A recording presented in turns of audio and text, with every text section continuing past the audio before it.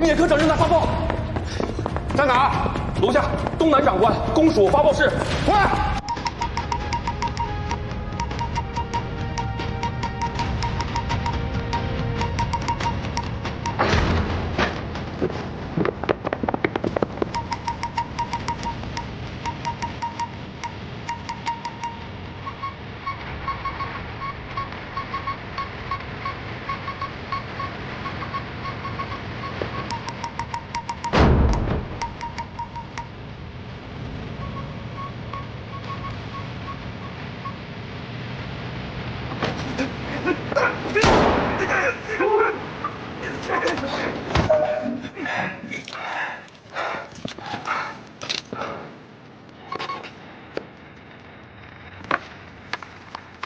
是东海来电，但突然断了。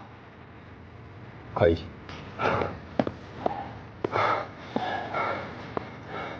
大佬，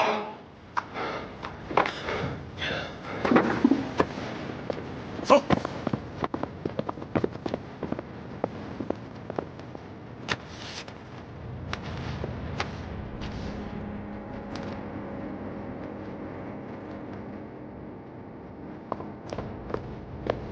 这是对吴次长的逮捕令，刚刚拿到。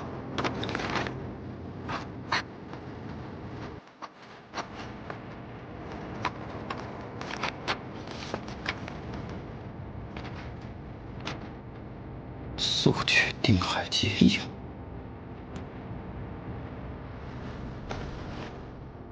接应谁？还要等吗？已经5分钟了。 等，继续等。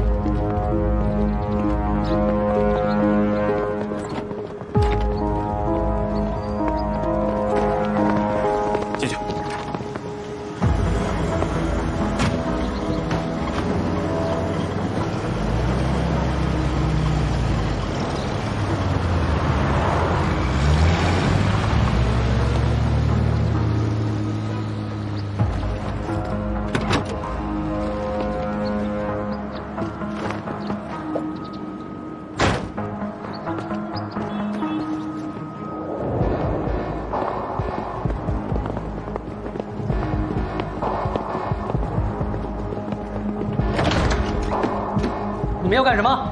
这是次长办公室。吴次长在哪儿呢？次长还没上班。没上班。叶处长，你带人在这守着，你们几个跟我去公馆。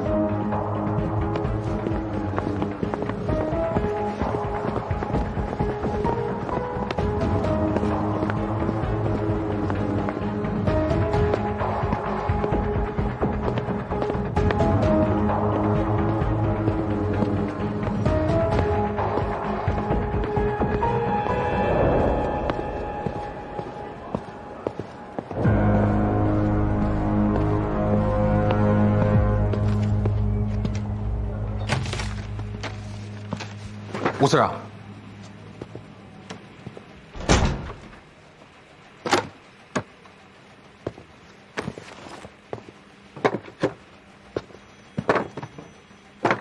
坐。哦，好。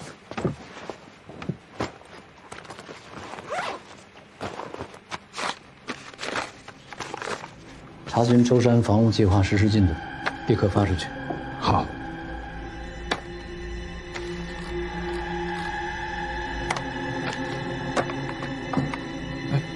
吴次长，这个呼号和频段以前没见过，要不要核实一下？这是绝密呼号，你没见过很正常。发。好。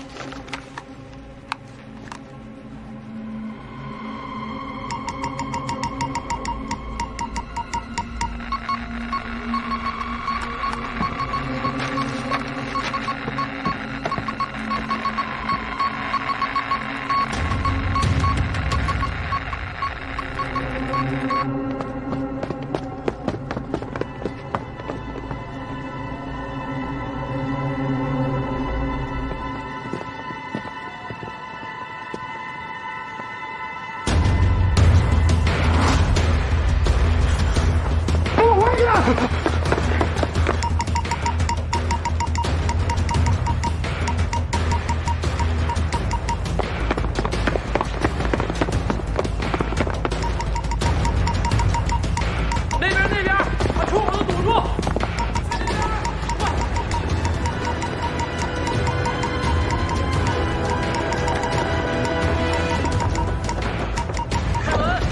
开门！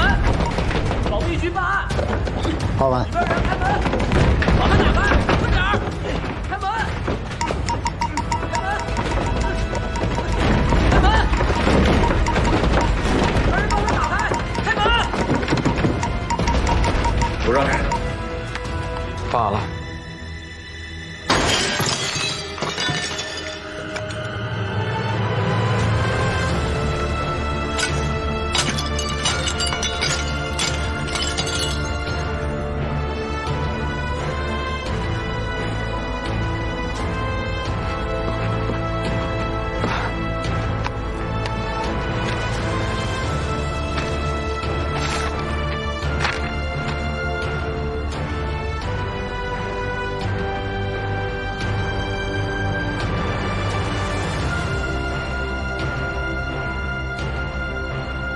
立刻给上海华东局发报，联系定海党组织，派同志前去接应，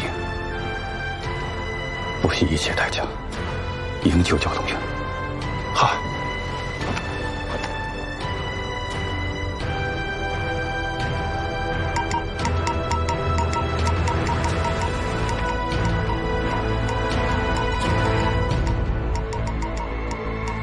总长，什么情况啊？我怎么听说保密局的人抄了吴次长的办公室啊？吴次长应该是真的通共了。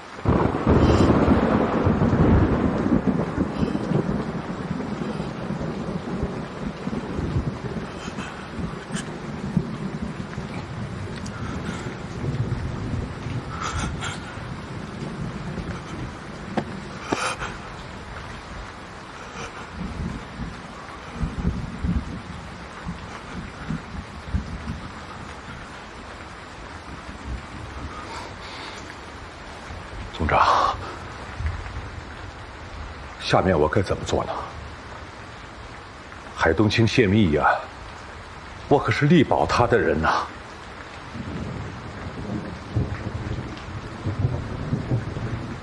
下面我该怎么做呢？我该怎么做？你干什么去？我想给我太太打个电话。你这个时候给你太太打电话管什么用啊？我知道不管用，可是我现在就是想给我太太打个电话。吴次长被捕，下面您打算怎么办？帮于勋把情报送出去，所以这次往舟山押运物资本来是不需要人跟随的。但是我给陈诚长官打了招呼，派你坐运输机过去。到了舟山以后，你的首要任务就是找到交通员黎晴。他在定海军营，你要保护情报和他的安全。第二，你要想尽办法协助他离开定海。辛苦你了，将军，您放心，我一定会不惜一切代价保护交通员的安全，协助他离开定海。我要的不是你不惜一切代价，我要的是你平平安安和黎晴一起完成任务，之后就不要再回来了。回家，记住了吗？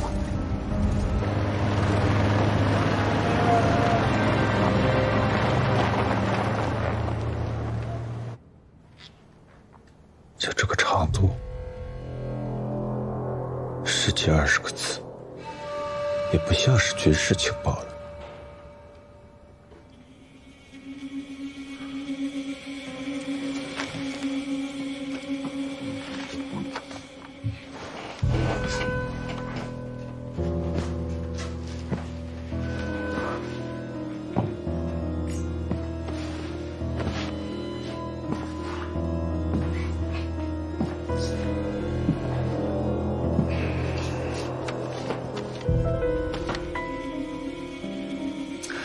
对了，我从舟山回来几天了？快10天了吧？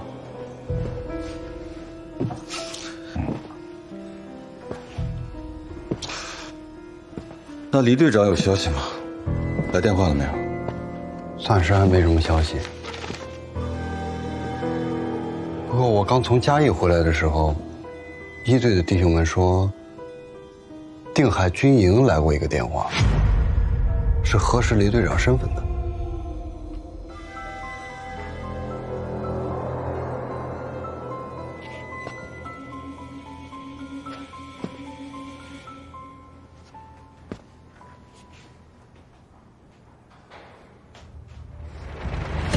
核实李队长身份？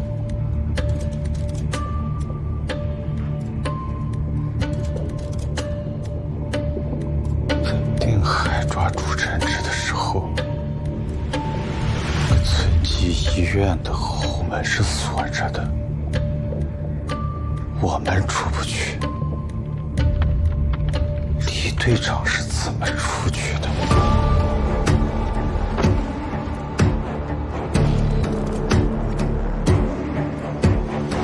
通知定海那2个人把他看住，你现在就过去。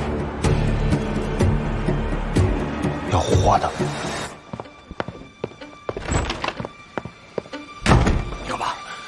收起来！组长命令我们先稳住，等翁队长过来了再行动。还是不敢相信，李队长他居然……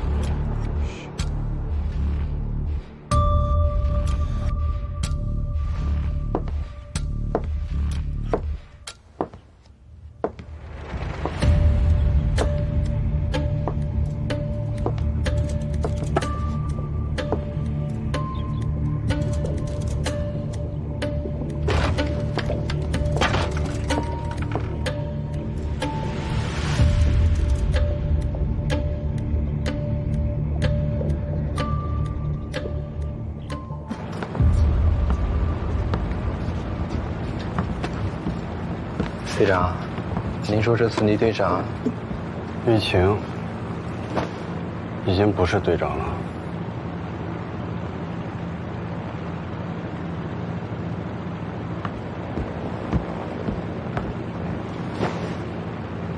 您是什么人？舟山军需的押运官。你们是什么人？怎么会出现在运送军需物资的飞机上？保密局办案。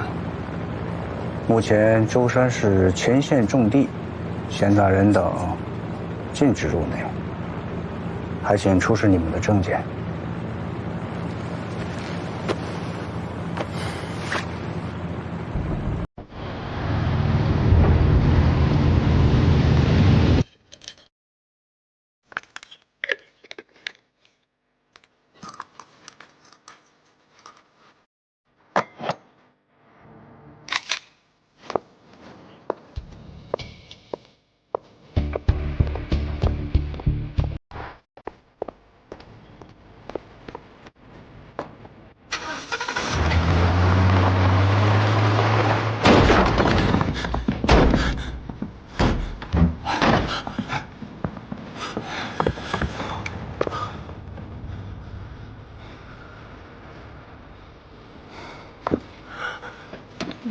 人呢？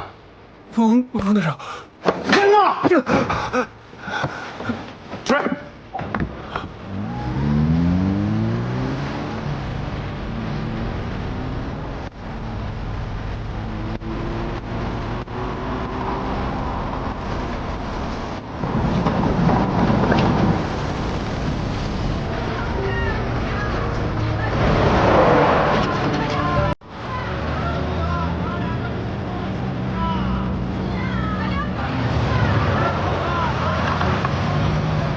那是军营的车，别让！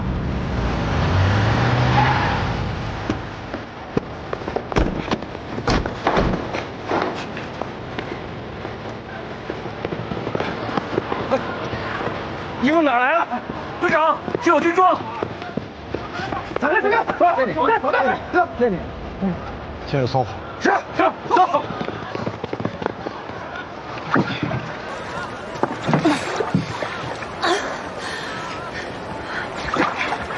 哎，小娘，你慢点慢点，别再撞着上面了啊！小娘，你是右手劲大就少划2下，你试试左手3下，右手2下。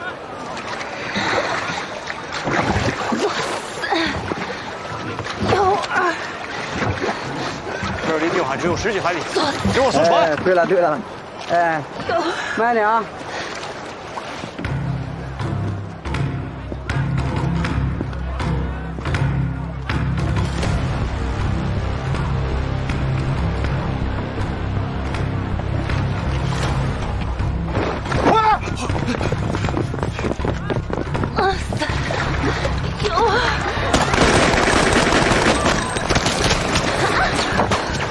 别跟叫，要活的！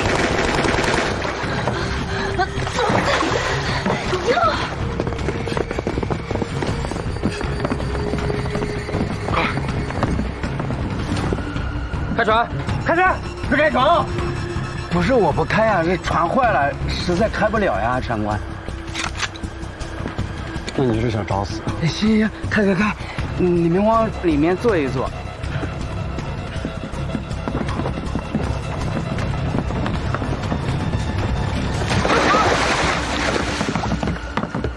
你们谁会开船？赶紧的！我会开船，听说你们在抓共谍。谢谢。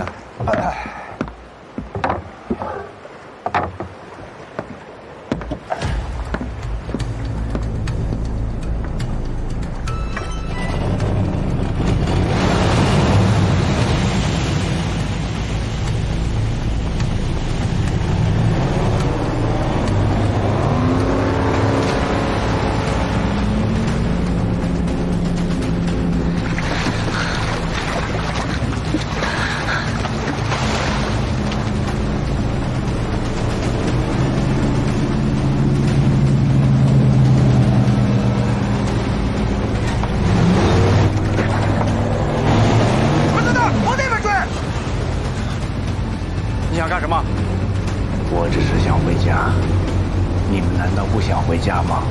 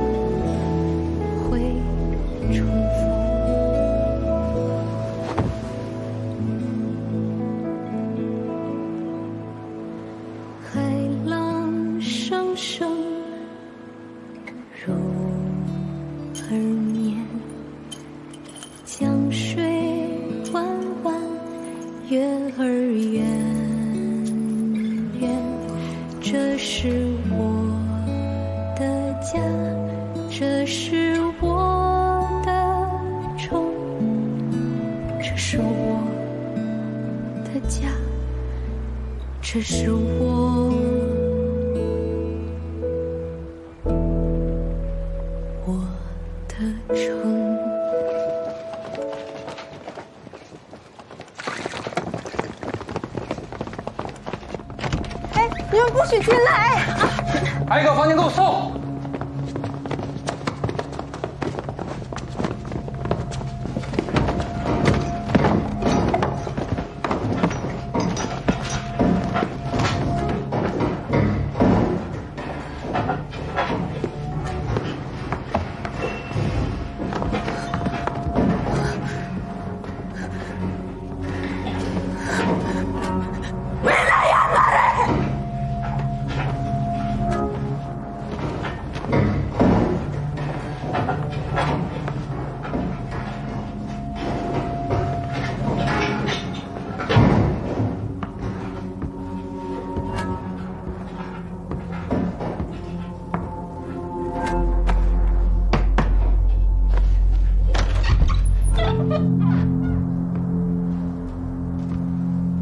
吴小姐，打扰了。保密局奉命搜查吴公馆，这是搜查令。我爸呢？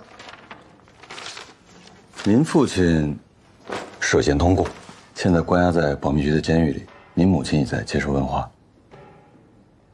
我爸怎么可能通共？如果您以后有机会见到他的话，应该亲自问他这个问题的答案。吴小姐，不好意思，我们要搜查，麻烦配合一下。我弟弟要睡午觉。那好，等他睡醒了，麻烦告诉我。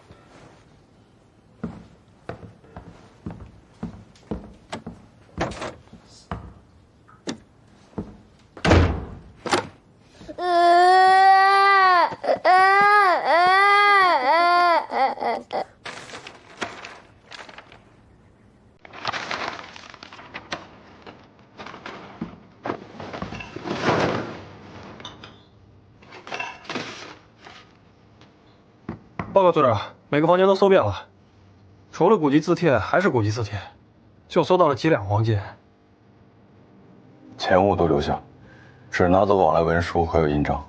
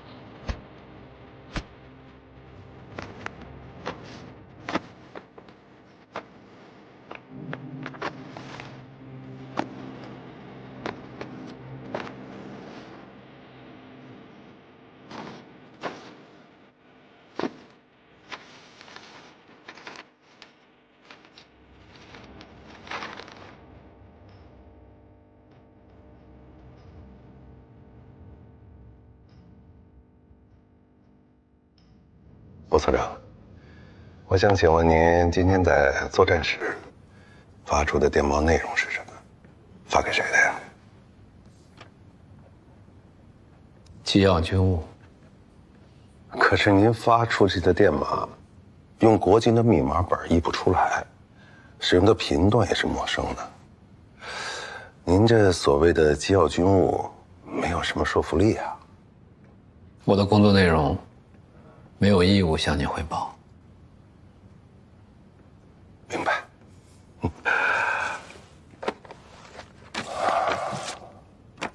那这位朱晨之女士，您认识吧？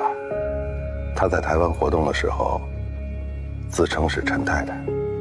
认识，一个朋友。您的朋友，还是您太太的朋友？我们两个人的朋友。是我太太在斗公馆打牌的时候认识的。这个朱晨之同拱畏罪自杀了。不过您放心，我们给他救回来。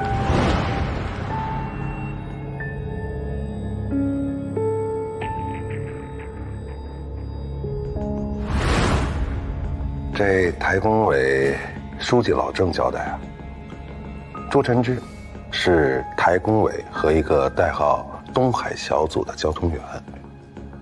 我们现在有理由怀疑您就是那个东海小组的首脑。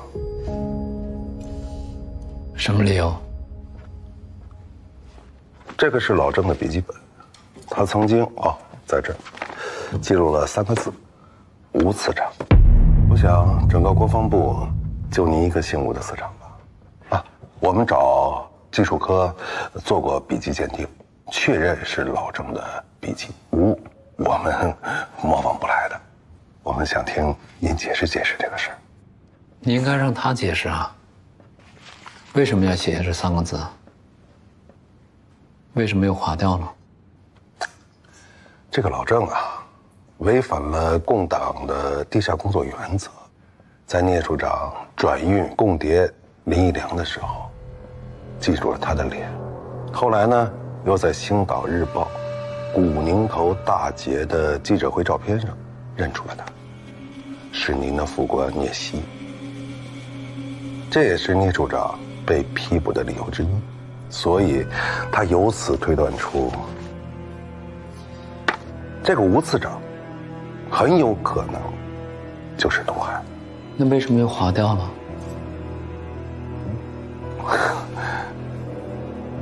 一个投诚的共谍说的话，你们也相信？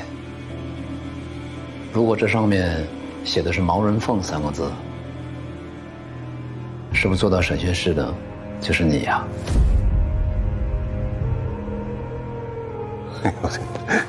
您可真能开玩笑。如果像吴次长这么心胸坦荡的话，那为什么又急急忙忙的把家眷送到香港呢？尤其是在军中严令禁止高层家眷不能出台湾的非常阶段。我太太一直操持家务，甚是辛苦，难得她有时间，就送她去香港散散心，这很奇怪吗？不奇怪，奇怪的是，他去找这个朱晨之共谍去散心。我刚才说过了，这只是他一个朋友，去找朋友散心，不正常吗？只可惜，吴太太没有登上开往香港的轮船，她现在就在保密区。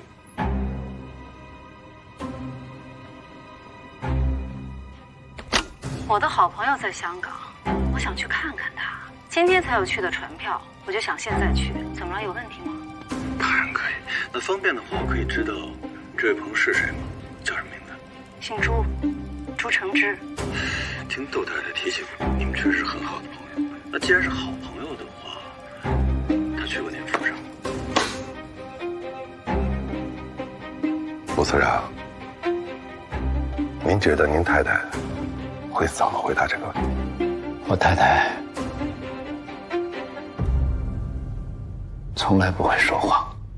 没错，您太太非常诚实地回答了问题。说这个朱晨之啊，经常来吴公馆，可当他知道朱晨之的共谍身份以后，他会一口咬定，朱晨之来吴公馆只是找他，跟您并不熟。您觉得跟您并不熟这句话，吴太太撒谎吗？你们没有权利调查我太太。哎呀，吴太太敦厚善良，绝不可能跟这个女共谍有什么牵扯。而且我也相信，您的太太绝对没有说谎。她之所以说出朱晨之跟您不熟这句话，就是为了保护您，对吧？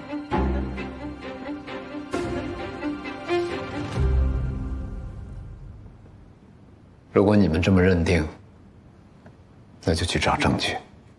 您放心，证据我一定会找到的。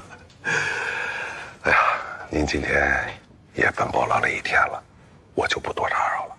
您好好休息，啊，有什么需要吩咐他们。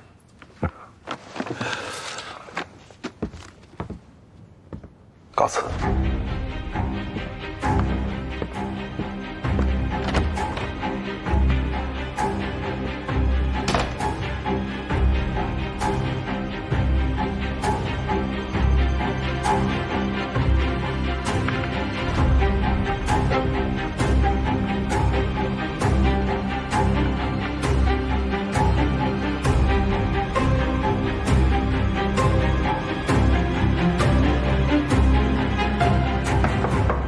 进来。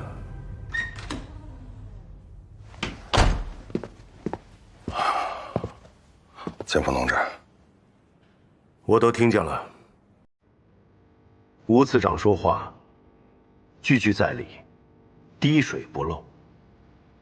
看来只有找到他隐藏的发报内容，才能继续审了。吴公馆藏书甚巨，要想一本一本比对出密码本来，难度很大。这样，加强审讯朱晨之，他的口供至关重要。明白。我们什么时候能审他？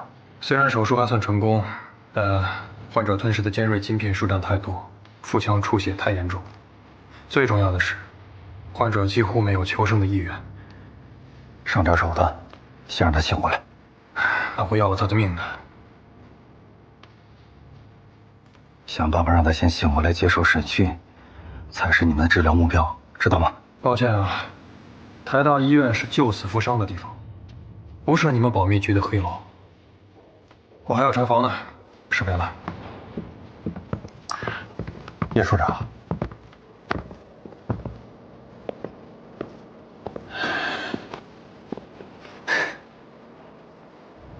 要我说，咱们就别在他身上白费力气了。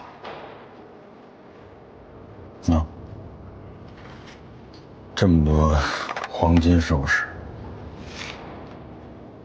他是生生用牙咬、用手掰，就这么吞下去的。我反正是做不到。叶处长，你行吗？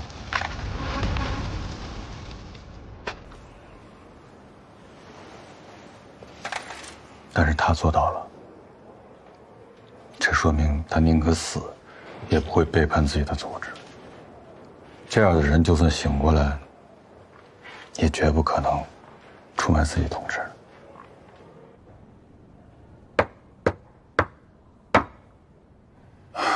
如果再拿不到朱晨之的口供，以现在吴石这死不承认的态度，想要给他定罪，难啊。是。可是局长，朱晨之一心求死，口供恐怕拿不到。哎呀，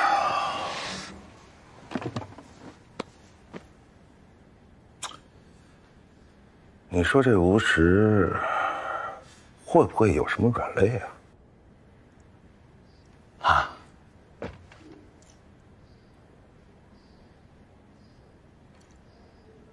以我对他的了解吧，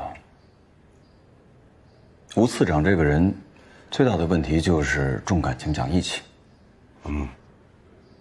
但是作为一个情报工作人员来说，这恰恰就是最大的软肋。比方说，之前在对他的监视当中，我发现他有两次都是自己亲自开车。现在看问题就很大。第一次是张浩死了之后，吴次长亲自开车经过了张浩的伊甸园谢仲豪家楼下，当然他找了一个很好的理由来掩饰他自己的真实目的。但是现在看起来，他这样很容易暴露自己。第二次是台工委营救林义良之后，那天晚上吴次长又自己开车出去了。他应该是违反了共产党的秘密工作条例，去见那个林义良。还有，吴次长那个司机小钱死了之后，我听说吴次长在医院动手打了叶祥之。那天我在场。对自己的一个司机都这么重感情，所以我其实是想，如果他面对的是自己的副官聂曦，他该如何自处呢？你什么意思？刚刚在聂曦的宿舍搜到了这个。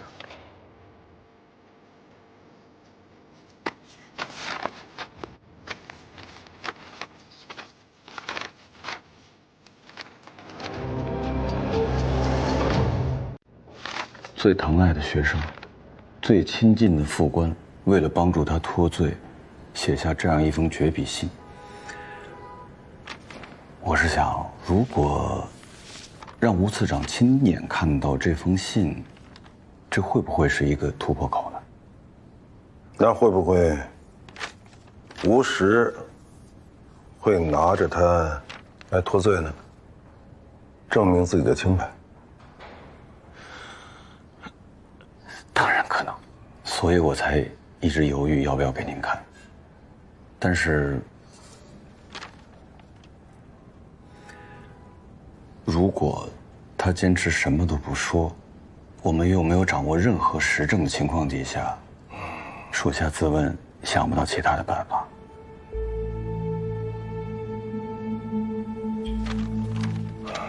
食堂堵了。吴次长，您好。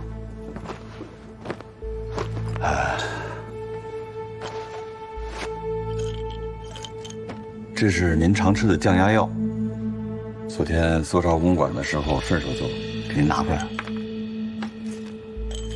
您的孩子们都在家中一切安好，尤其是令爱把您的小儿子照顾得非常的好。不愧是降温之后，保重身体，按时吃药，吃完了就跟他们说。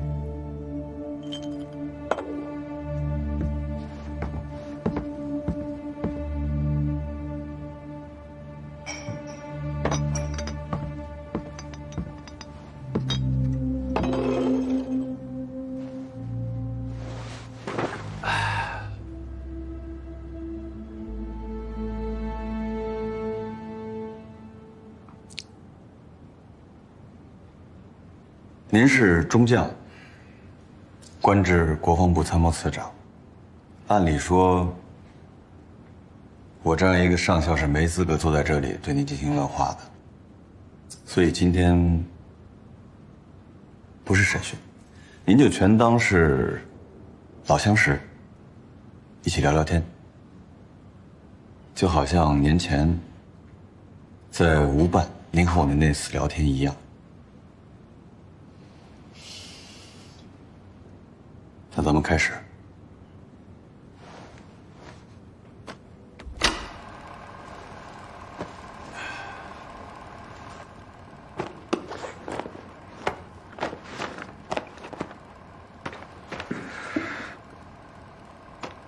根据证据显示，聂副官通共的罪名确认。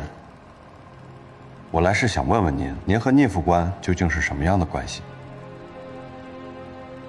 曾经的学生，副官，现在的同僚。您曾经在陆军大学任教，桃李满天下。为什么单单对聂副官交往的如此密切，甚至亲自动用关系，把他调往东南长官公署，交际科任科长？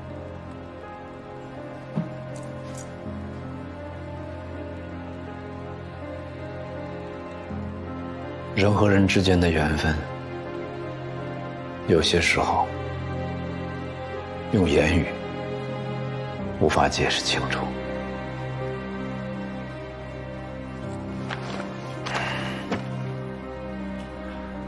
在对聂副官实施逮捕之后，我们在他的宿舍，我们找到了这封遗书。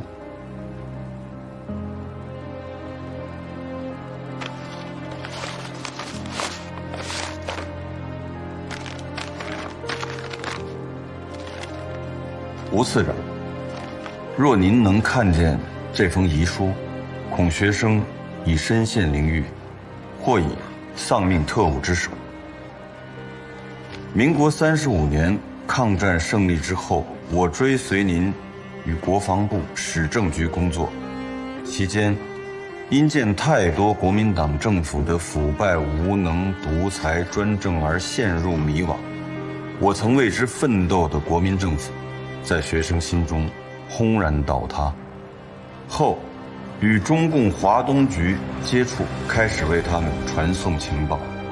去年8月于福州，我坚持要随您来台湾，也非什么舍不得与您的情谊，实为想利用您参谋次长的职务之便，赴台继续情报工作。从台大医院遇险到被特务构陷泄露军情，为您带来了诸多麻烦，实为学生意料之外的情况。你我虽信仰立场不同，但您是我此生最为尊敬的师长，迫使您裹挟进白色恐怖，是我作为学生最为愧疚之事，更是我作为副官的失职。我在给我的组织发报，说清楚点，请求他们替我照顾好我福州的家人们。交通员、老郑都被你们抓了，我大概能猜到，我回不去了。吴次长去作战厅发了密码电文，就在你被捕之后，是巧合吗？当然不是。而且我们发报的内容也是一模一样的。我担心我发不出去，所以请吴司长以公务为由替我发报。他凭什么替你发报啊？我也不确定吴司长一定会帮我，但至少我是他的学生，又是多年的部下，他对我非常信赖，甚至说是依赖。他应该会帮我，也是这个原因，我才能在他身边拿到那么多绝密军情。只是没想到，吴司长竟如此憨直，竟然愿意冒险帮我发报。密码本呢？烧了。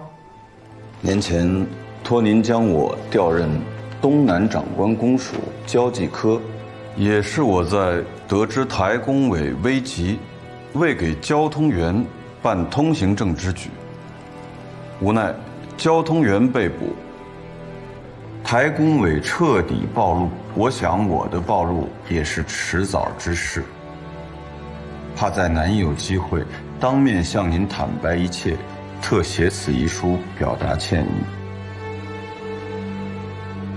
托您发密码电报一事无需再办了，对您的多番利用已令学生羞愧难当，不必再因情义为学生冒险。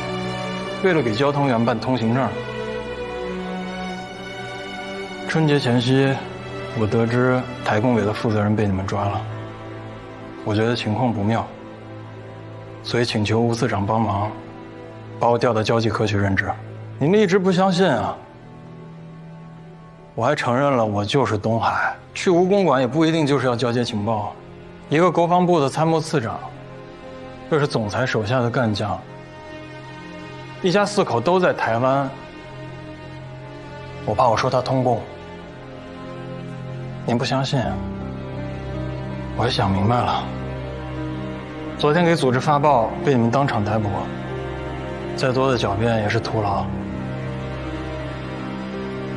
你们想知道什么我都说，早日招供，也可以免受刑罚。从选择加入共产党的那天起，学生已将生死置之于身外，唯对追随学生来台的那人阿美心有歉意。若我命丧台湾，恐我太太阿美生活将难以维持。届时，望次长念及我们师生一场，替我太太多多周旋，学生九泉之下也可瞑目。书不尽意，感念万分，望您原谅，也望师母原谅。聂希，绝笔。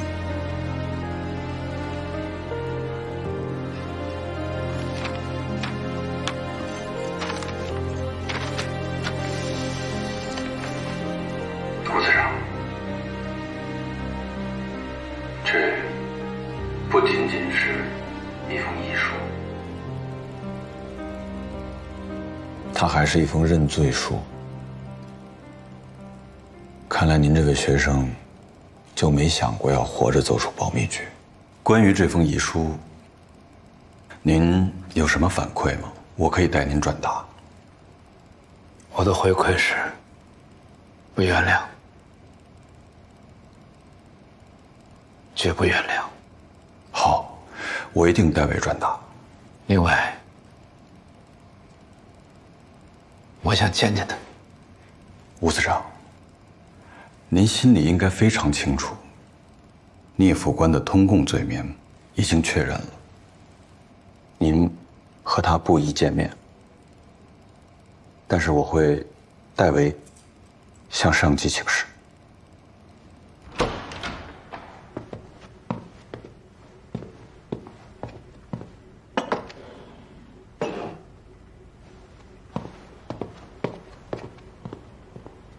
今天是元宵节，这是你太太送过来的。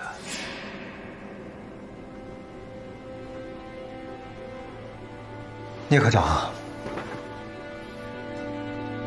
你在福州的家人有你的组织照顾，你在台湾的家人呢，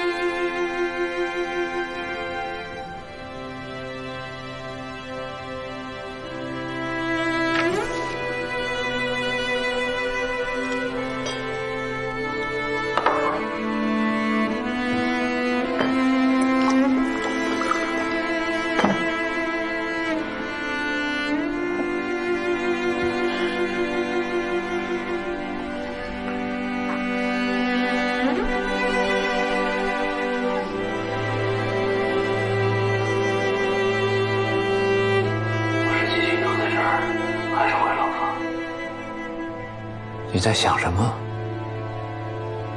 你是在想家吗？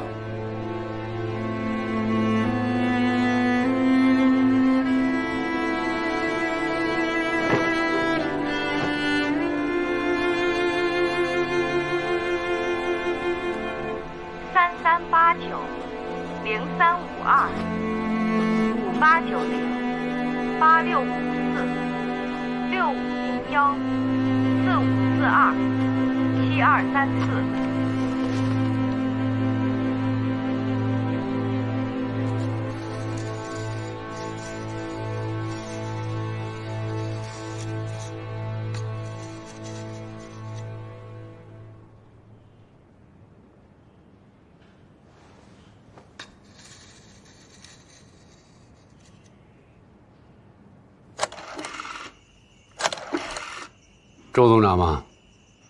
我是陈宝仓。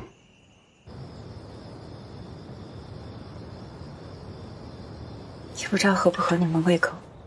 合胃口的，看着就很好吃。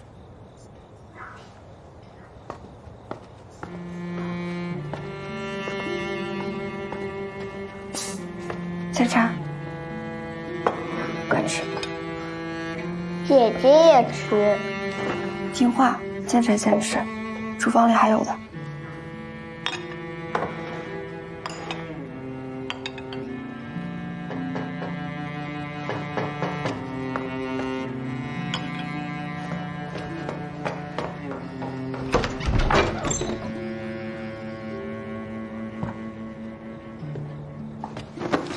宝叔叔，小张。你听宝叔叔说啊，你放心，你们的爸爸会平安回来的。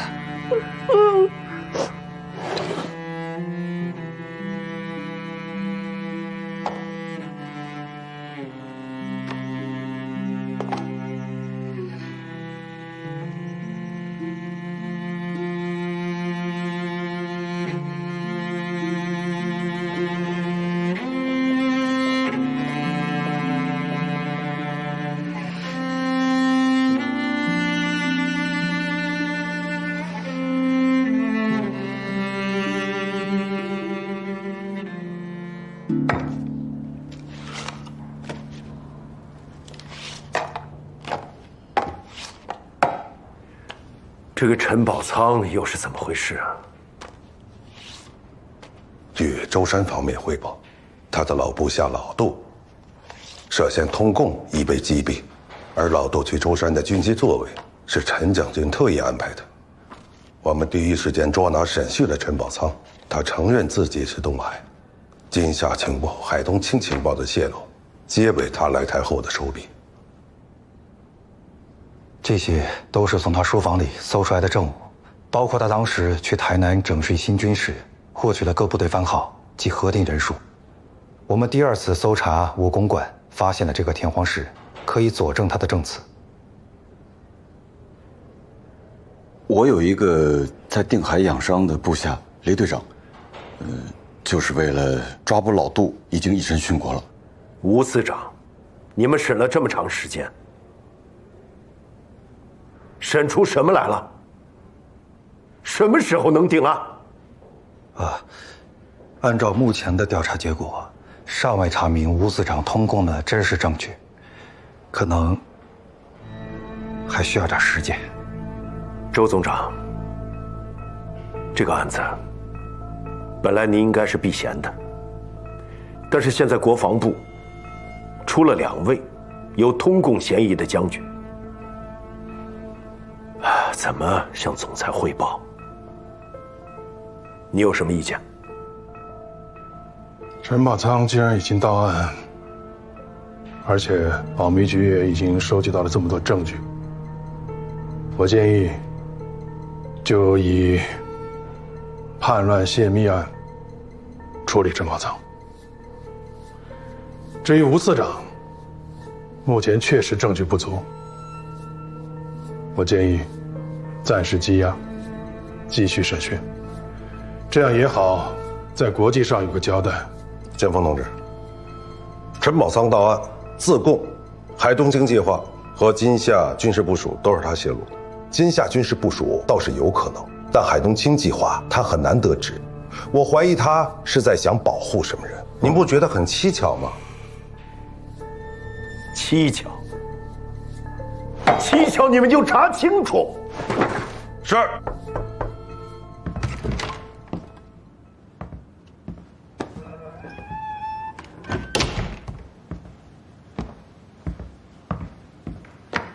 吴司长，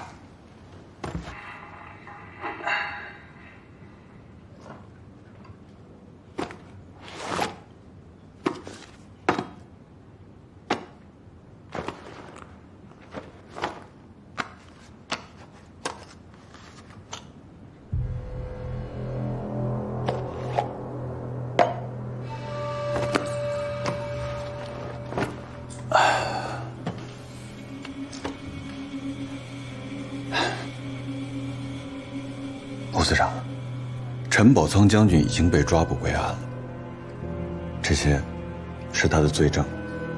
据陈将军说，他知道您很喜欢篆刻，所以专门送了您这块天荒石。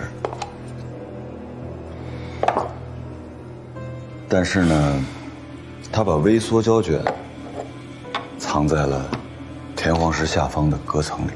里边的胶卷我们已经洗出来了，这里边有包括台湾防区在内所有详细的军事部署，还有陈将军在台南整顿新军时候所获取的部队番号。然后，交通员陈太太再到您家自行取走。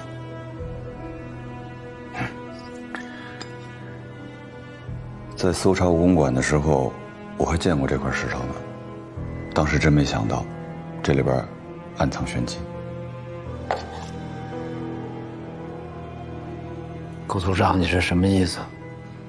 我没太明白。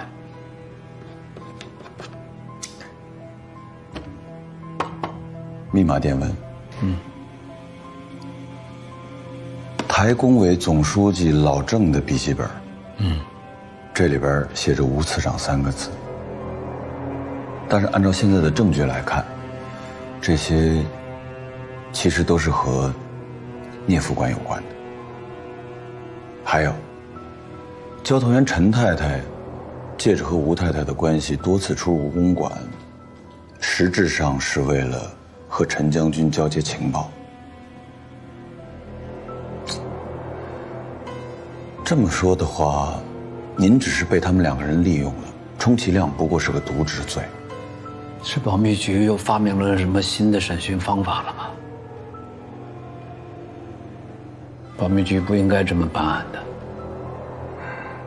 毛局长之前批评过我了，但是真的没办法，必须要尽快的定案，要不然没有办法向总裁汇报。而且陈将军他已经失去一只眼睛了，他是功臣，我又没有办法对他用刑啊。可是这整个案子啊，虽说有证据，但是有些细节还是说不清，陈将军又没有交代，所以我找您就是想看看您能不能帮我提供一些陈将军在武公馆交接情报的证据。这样的话，我们可以早日结案，您呢也可以回去和家人早日团聚。你是想帮我脱罪？如果按照陈将军提供的这些，我再给一些佐证，我就可以没事儿。我就可以带着我太太出去，回家，跟2个孩子团圆。是，必须早日结案。那顾组长，你岂不是白白辛苦了这么久吗？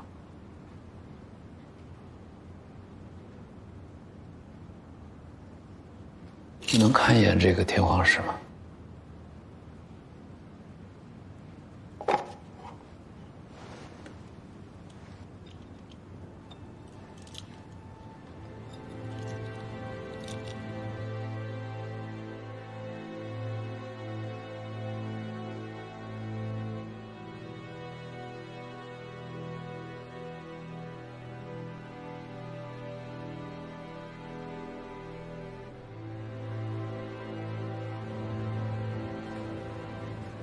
这不是他主动给我的，是我生要来的。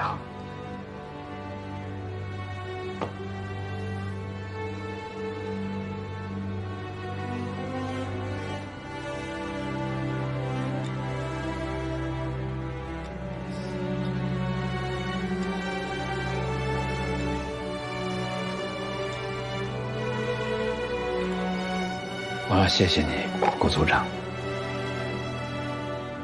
你先是给我读聂科长的遗书，然后又给我看陈将军的这些证据。你这分明是在帮我串供啊！或者你是想利用我们之间的情谊，迫使我主动认罪？真的没有，我就是想利用手头现有的证据，早日把聂曦和陈宝仓2个共谍给定罪，该结束了。你确实是审讯高手，你冒着失败的危险，再做最后一搏。好，那我现在告诉你，你成功了，我就是东海。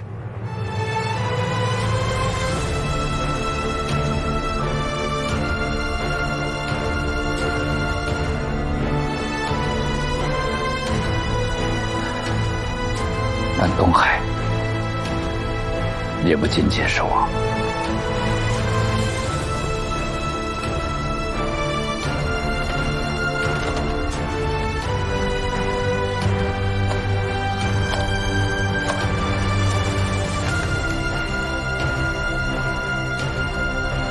父亲，吴师开始招认了。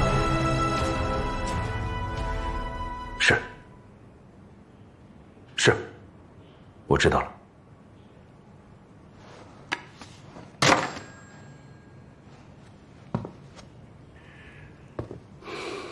总裁决定亲自过来一趟。那看来吴次长完全不想替这2个人担责了。从聂科长和陈宝仓将军开口认罪那一刻起，他们早就将生死置之度外了。我怎么好意思呢？我要对得起这份情谊啊！可能在你们看来觉得生死很重要，但是我们觉得其实也没那么重要。你确实很厉害，你在利用我们的软肋作为审讯手段。你找到了我的软肋，可是我要告诉你，这软肋恰恰也是我们的盔甲。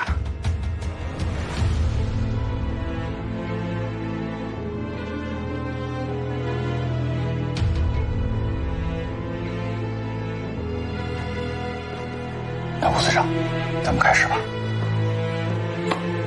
可以。但是我有一个条件，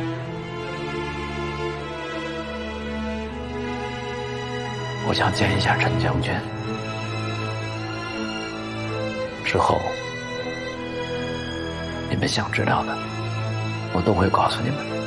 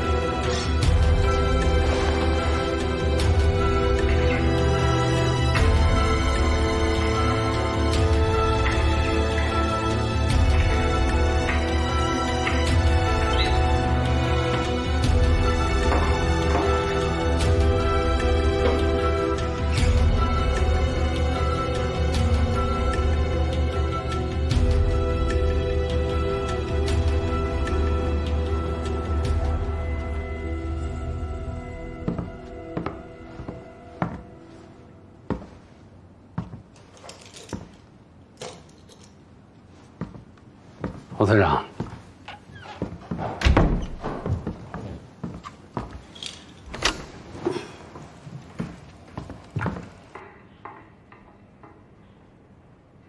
吴司长，顾正文说你要见我。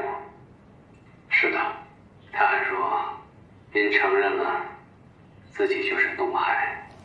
我不信，不管他们保密局是什么险恶用心，我都要把事情跟吴司长说清楚。我很抱歉，我连累了您跟嫂夫人。不过您放心，等保密局他们把事情调查清楚，您跟嫂夫人就可以平安的回家了，就可以跟孩子们团圆了。自珍兄，情报送出去了吗？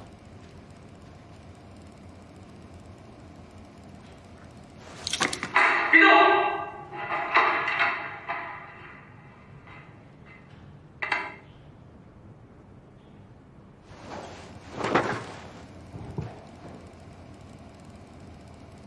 情报送出去了吗？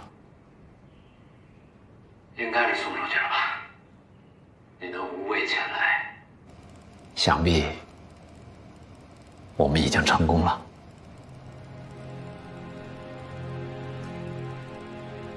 古正文说的没错，我跟他说，我就是东海。只是你何苦呢？自珍兄，于学兄，你这又是何苦啊？我已经暴露了。我大人学长的爸爸肯定回家了。我知道，我知道。可是自珍兄，你想过吗？如果我就这么认了，我又如何能心安理得的回家呢？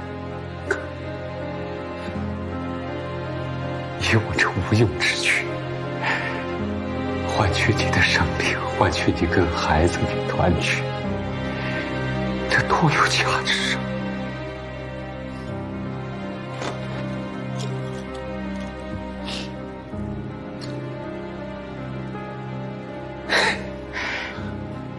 你还记得我们在桂柳战役时许下的诺言吗？当年我们在第4战区桂柳战役最困难的时候，与我兄弟就许下诺言，同生共死。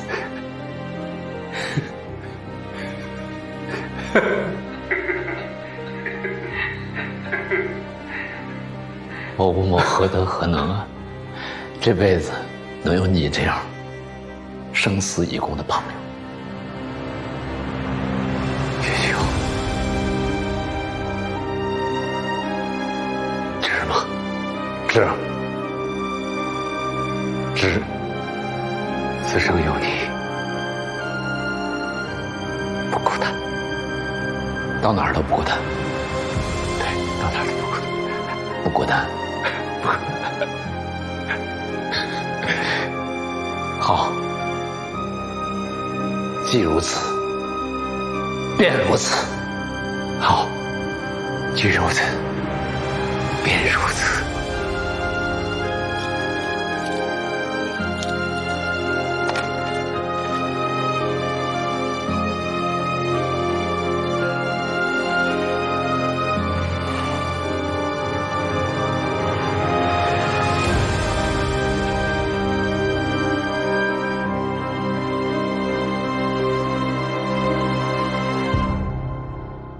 吴次长，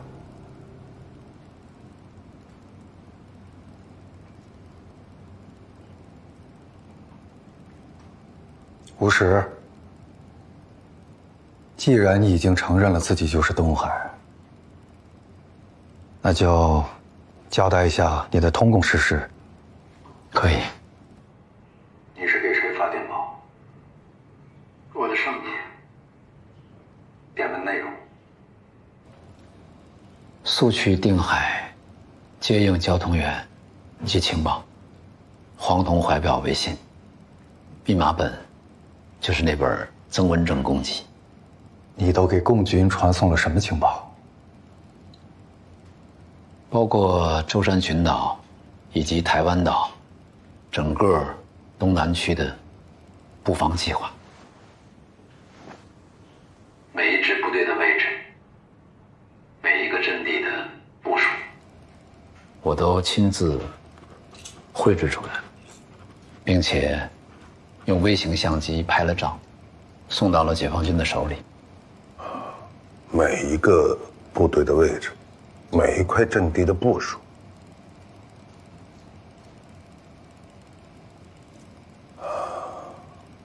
你要详细的交代了。口述起来很麻烦。这样，烦请毛局长帮我把手铐解开，再给我准备纸和笔，我给你们画出来。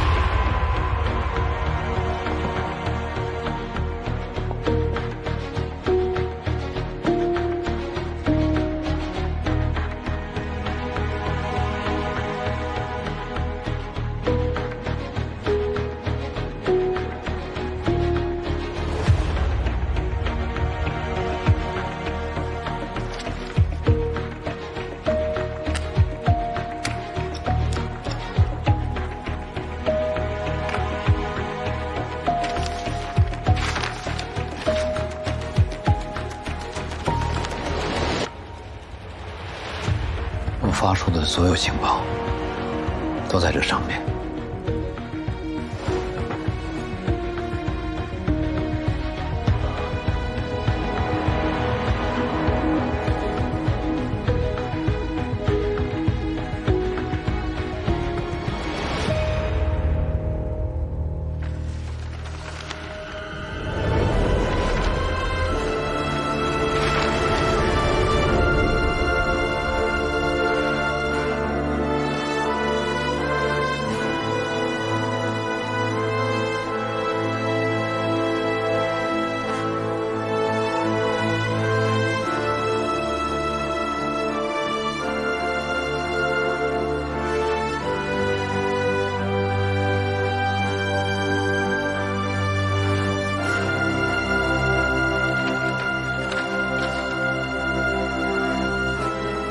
请递交给蒋先生。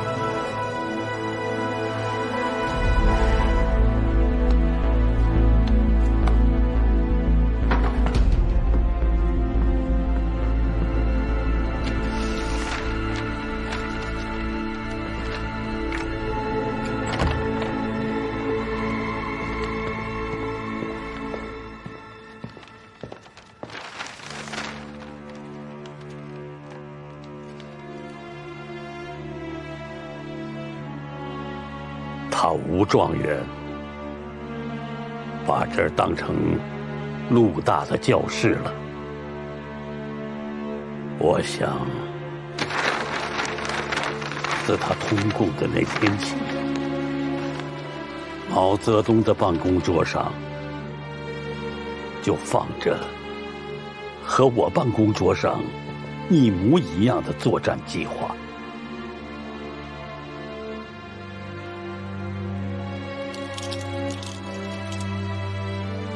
非常感谢你的坦诚和配合。这么详细的供述，国军就能及时的调整布防，也算你立功了。怎么调整不说？阵地是死的，整个东南绥署兵力不足40万，守金门、保台湾，还要管澎湖列岛和舟山群岛。要调兵舟山的话，台湾便兵力空虚。保台湾无虞，舟山便无兵可派。王局长，你去问问国防参谋部的那些参谋们，问问他们面对这样捉襟见肘的局面，他们该怎么调整部署。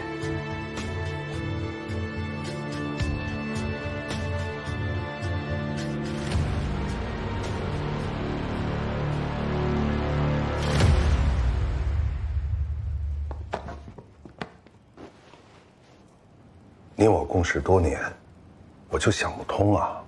你出身正统，又得总裁的青睐，以你的军事水准，完全可以前途似锦，为何要自甘堕落，走上这么一条不归路啊？我知道，可能你们很多人都想不通。我只想说，道之所在，虽千万人，吾往矣。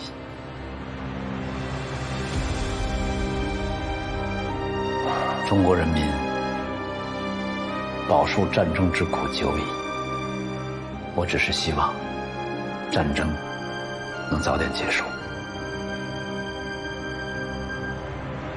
除了东海小组，你还有什么要交代？比如说，还有什么通党？还有什么通党？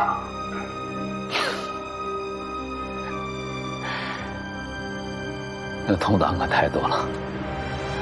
刚开始他们才几十个人，你们开始剿灭他们，可是剿来剿去越剿越多，到现在，他们把你们赶到了这个小岛上，苟延残喘。想把他们都抓住，那不是花天下之大稽吗？看得出来，你对共产党那真是情真意切。你哪年加入的共产党？我从未加入过共产党。你既然没有加入共产党，那你干嘛要背叛党国呀？我没有背叛党国，我忠诚于中山先生天下为公的党国。你既然没有加入共产党，那你干嘛要背叛党国呀？我没有背叛党国，我忠诚于中山先生天下为公的党国，是那个无数仁人志士为推翻帝制、建立共和前赴后继的党国，那个在北伐时期所向披靡的党国，而不是现在这个人人蝇营狗苟、个个贪污腐败的党国。我没有背叛党国，是现在的党国忘记了天下为公。北撤，回去。还有什么要说的吗？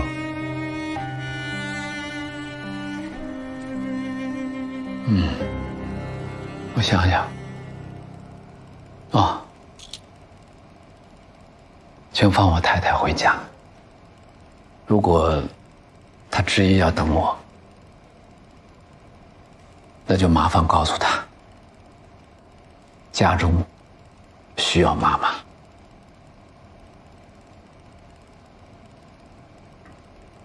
其他的没有了。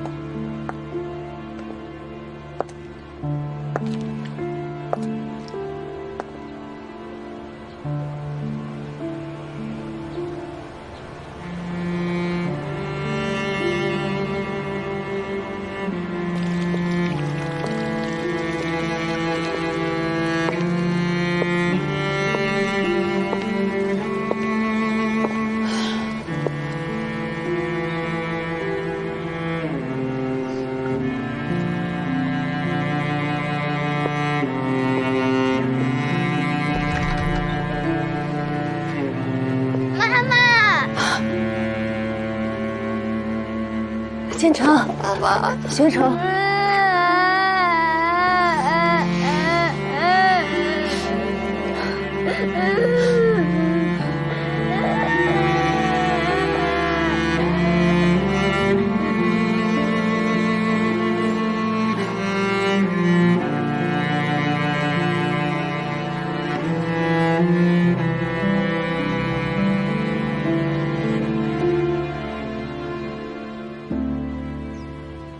总裁的意思呀，你现在悔过还来得及。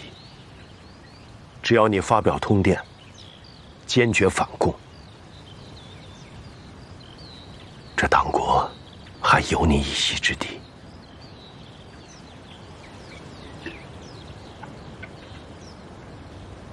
1945年，也就是民国34年8月28日，毛泽东主席飞赴重庆和谈。你应该在场吧？他是一个什么样的人？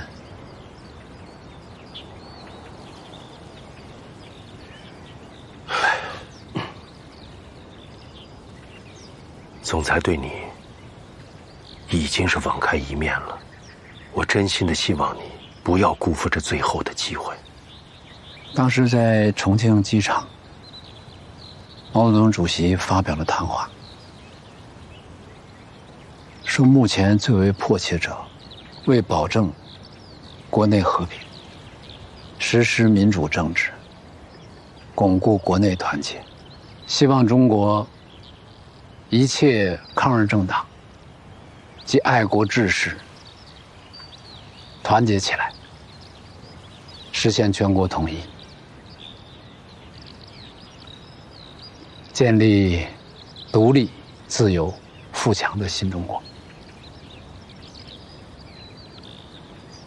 而当时在刚刚开完的国民党6大，蒋先生也亲自做了总结，他却怎么说？你还记得吗？你我早就知道，所谓和谈，蒋先生是不会同意的，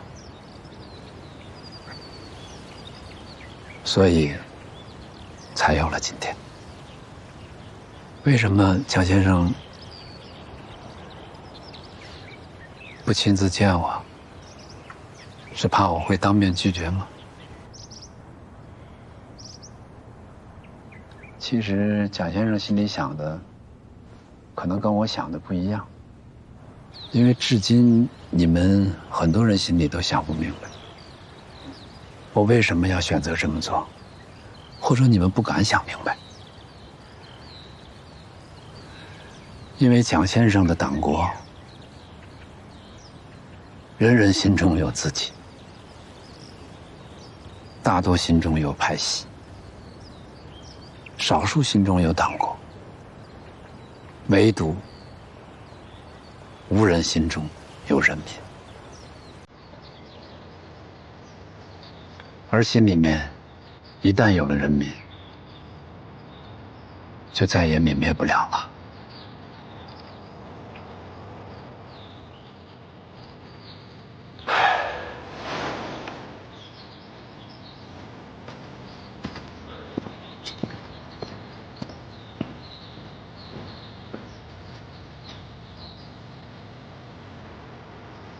父亲以德报怨，他自觉羞愧，无言以对。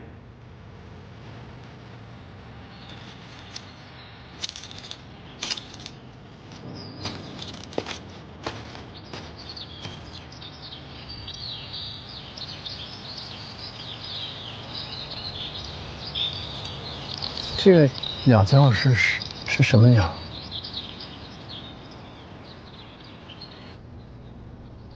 此事要以正视听。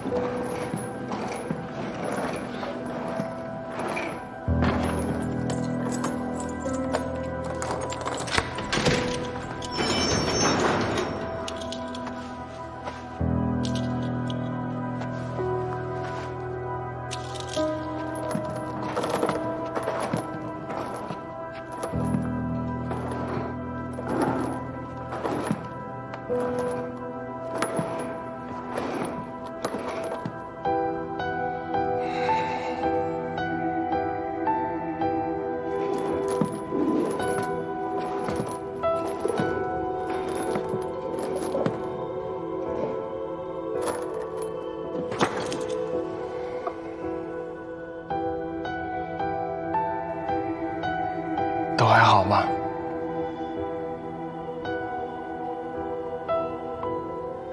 你瘦了。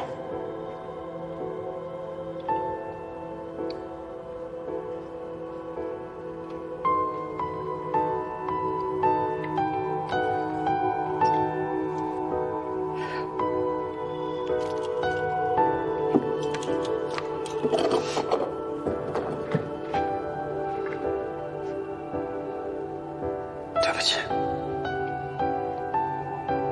这么多年让你受了不少委屈，没能照顾好你跟女儿，我不是一个好丈夫，也不是一个好爸爸，我还对你说了很多的谎话。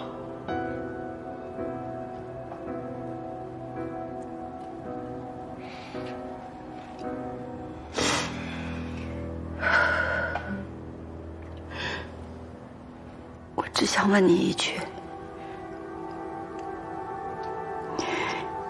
你有没有为我和孩子想过一点点？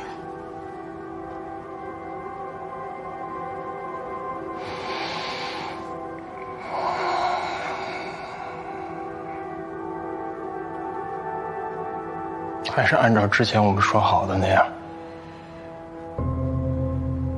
离婚吧。我懂。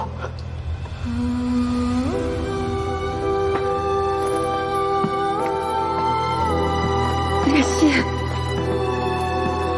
叶希，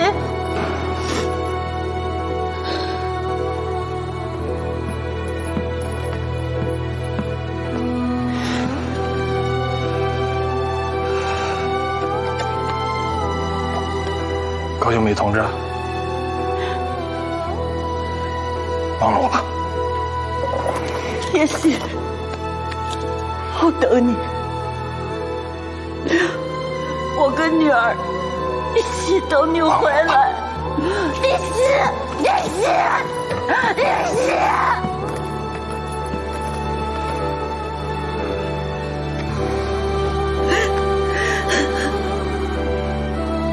姐姐，我要活着回来，我们一家还要团圆，听到了吗？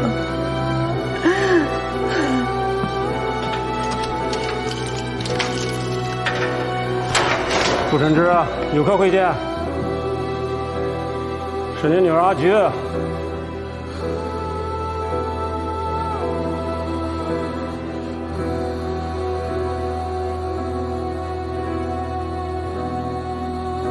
阿菊，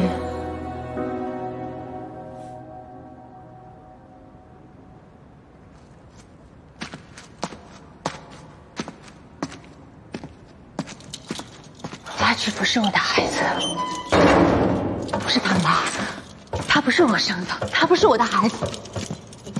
阿菊不是我的孩子，你让她赶紧走，让她赶紧离开这儿。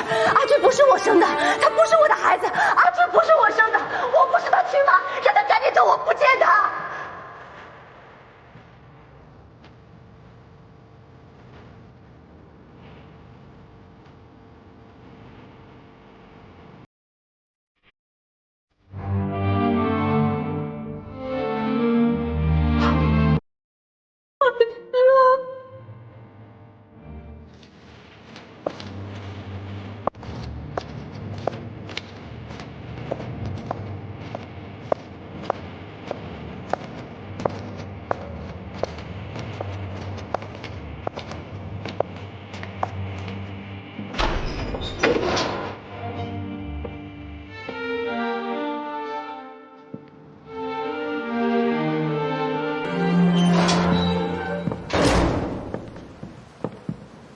夫人，雨轩，他们给你用刑了？没有，刑不上大夫。我起夜的时候，房间太黑，摔倒了。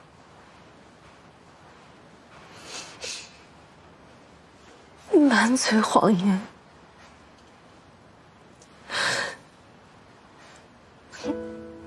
把手拿上来，我看看。拿上来，我看看。孩子们还好吗？还好。学成长大懂事儿了，他一直照顾着弟弟。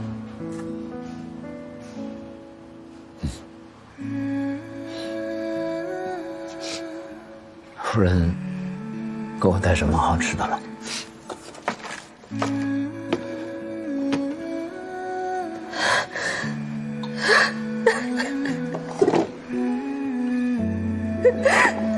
他们全都给我碾碎了，全都碾碎了，一个都没有留，一个完整的都没有留给我。雨轩，雨轩，你能不能跟他们说说，跟那个周总长打个电话跟他说，能不能下次我给你带凤梨酥的时候不要都碾碎啊，哪怕就留一个完整的，好不好？夫人，夫人，夫人，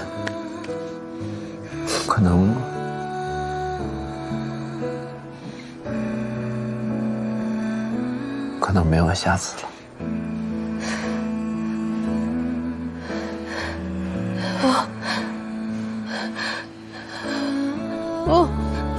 不，雨轩。夫人，你刚刚骂过我满嘴谎言，这次我不能再骗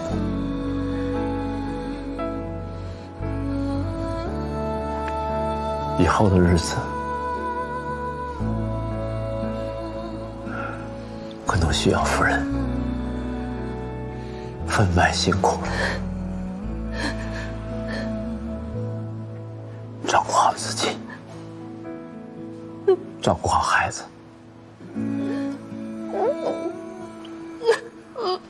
我不允许，我不，你跟他们求求情还不行，我不允许，我不。夫人，我知道，你对我一直是有求必应。我不允许。不哭了。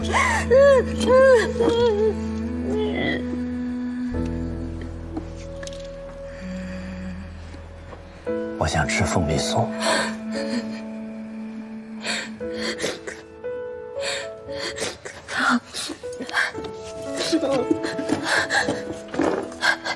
我给你找一个稍微完整一点的。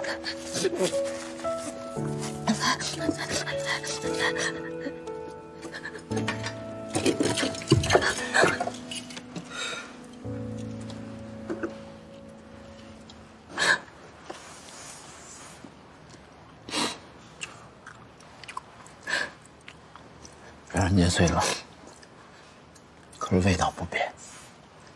夫人，你记得你第一次给我做凤梨酥的时候，一边做一边哼着小调。我想再听听，能唱给我听？月光光，照雕堂。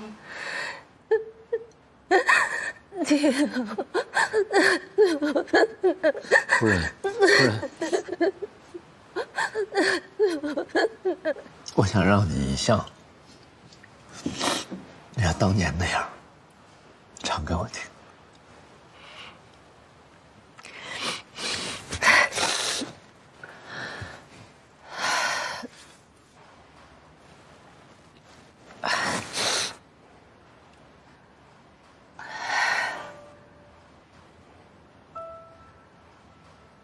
我光光照雕堂，提起马过关当，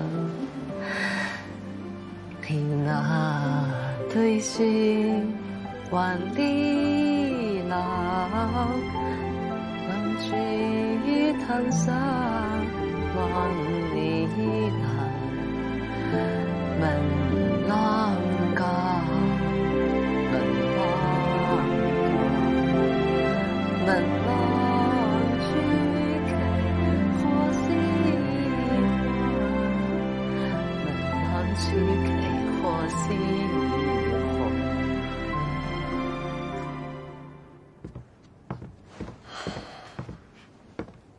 总裁，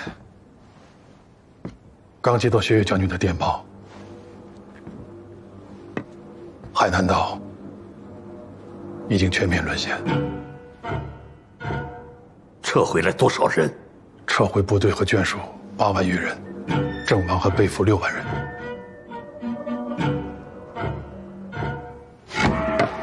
总裁，父亲，现在我们只剩下舟山和台湾。总裁，在舟山防卫部队，我们还有12万5千人。好了，刺绣，你清楚，舟山、台湾的屏障唯一。可我目前已无兵将可调啊！舟山这20多万人马，不能安全地撤回台湾，那台湾就不保。你们想过，我们将死无葬身之地呀！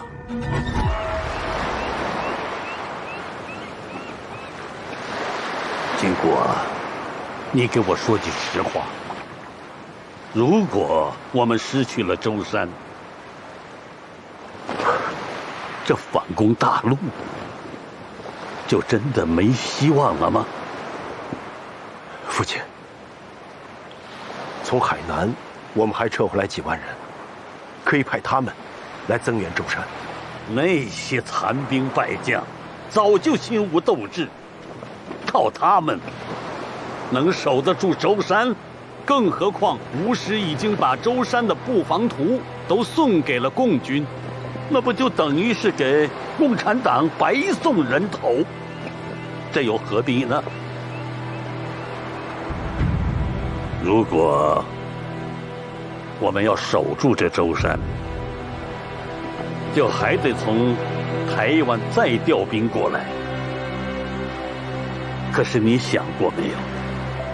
如果台湾再不保，我们不就真的成了这孤魂野鬼了吗？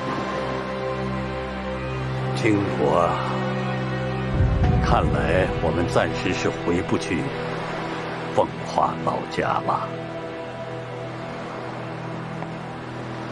不过你一定要记住，无论将来时局如何变化，我100年之后，你要把我带回大陆，安放在奉化溪口的祖坟里。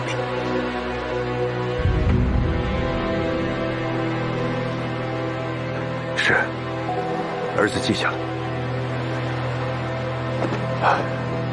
父亲，这里风太大了，我们回去吧。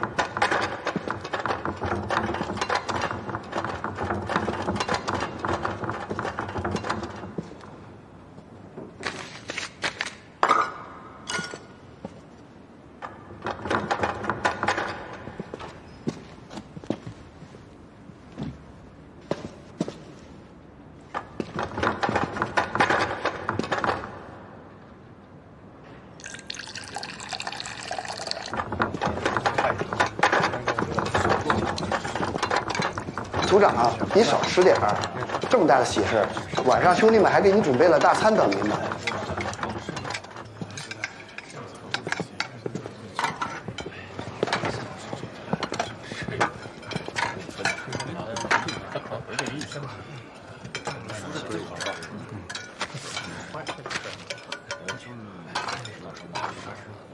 这是从哪个监室送出来的？无石那间。谁让你们给他看这种报纸的？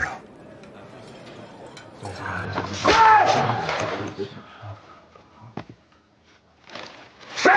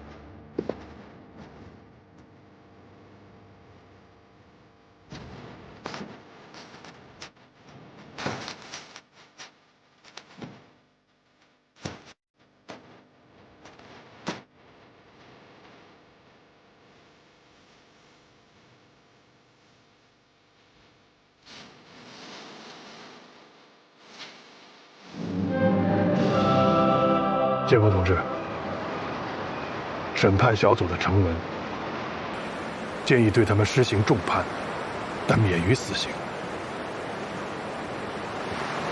父亲，这是吴氏案审判小组给国防部的成文，请您过目。他们是什么意见？他们建议对吴石、陈宝仓、朱晨之、聂曦给予以重判，但免去死刑。对党国二心者，无论你如何宽容待之，都不能让他们心悦诚服。既背叛，杀无赦。是。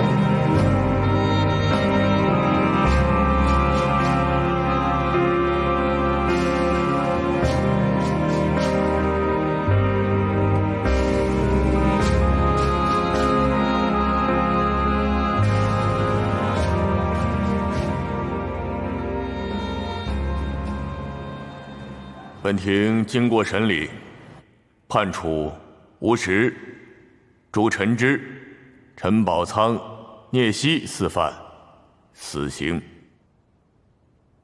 死刑已经最高当局核准，于10日下午4时立即执行。你们有10分钟时间可以写遗言。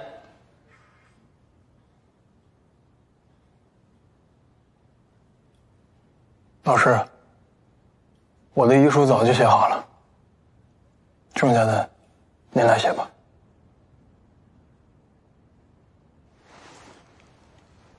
都写完了。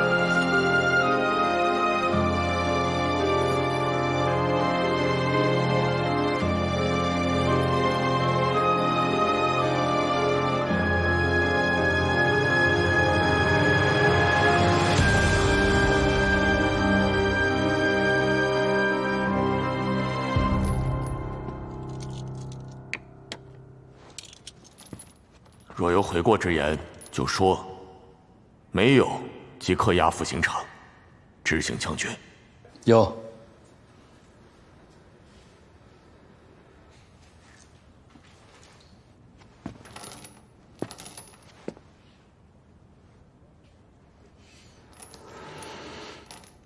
没想到，我们东海小组第一次全体集合是在这儿。告诉大家一个消息：舟山群岛解放了。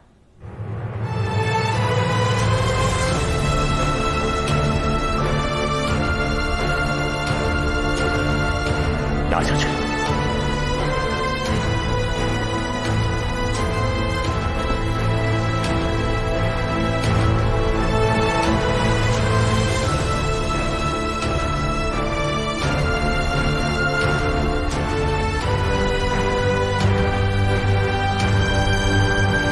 战友们，能够跟你们并肩作战，一起赴死，我很荣幸。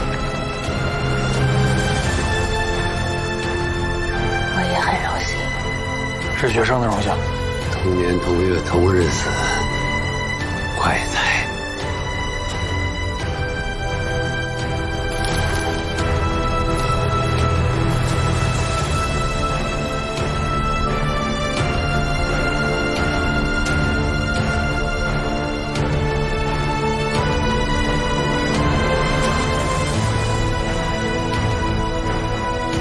1950年初，因叛徒蔡孝乾叛变，台湾公卫下属组织被全部破坏，造成包括吴石、朱凤、陈宝仓、聂曦在内的1000余人牺牲，其中仅有少数人幸运逃脱，辗转回到大陆。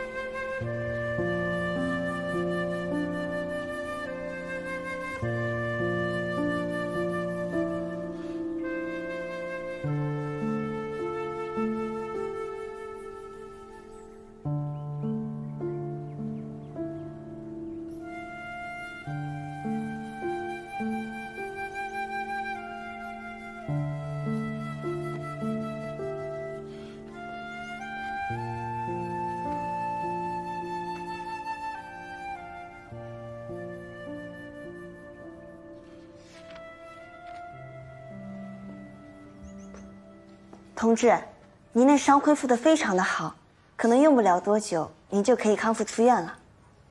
我跟您核对一下信息：姓名黎晴，年龄27岁，籍贯重庆。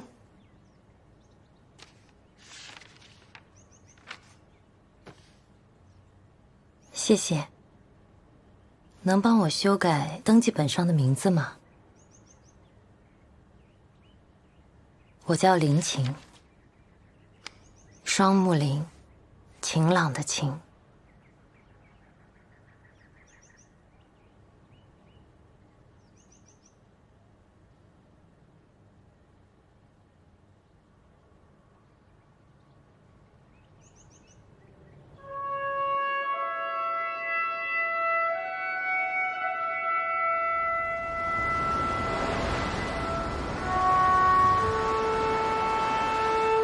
既如此，便如此。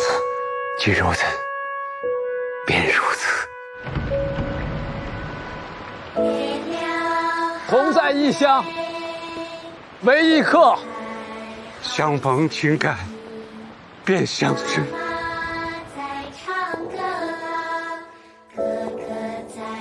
我敢保证，万一我暴露了，我舍命也会保护东海小组的。东海同志，我是陈太太，朱峰。欢迎你，叫我无事就行。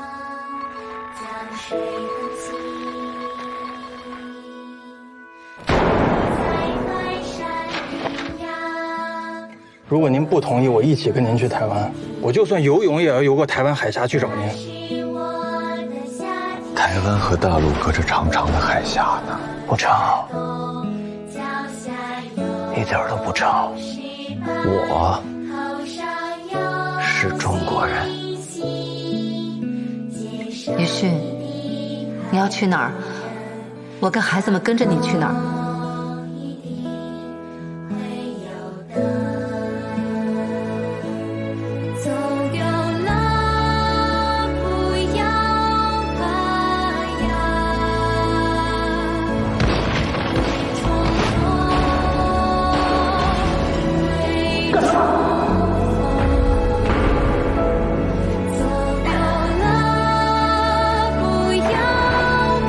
若一去不回，便一去不回。人生无怨无悔的事儿不多。